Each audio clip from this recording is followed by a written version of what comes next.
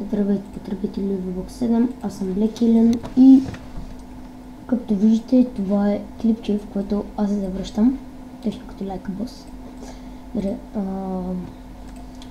В този урок искам да ви кажа как може да си направите GTI на български. Сан Андреас и Таям, как не се претоварва процесора. И да започнем.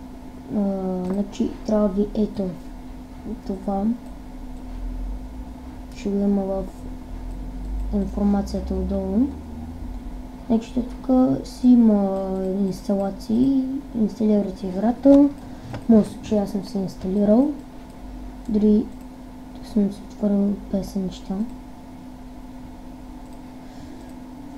Да, ще го трябва и там къде сте инсталирали играта. Може че ID, Game, GTA San Andreas.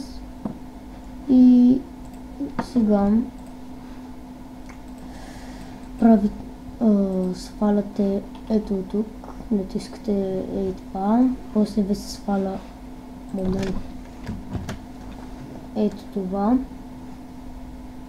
пускате го да се сваля и трябва да ви се покажат момент къде се направя от начало. Трябва да имате едно това Grand Theft Auto, San Andreas, BG Patch, Mortinito, там нещо си и това го копирате, ето това, давате Ctrl C или просто вземате ги и ги принасяте в папката на на вашите GTI, дърпате ги така, казвате му да, копиране и заместване, да, и копиране и заместване, готово, и сте готови,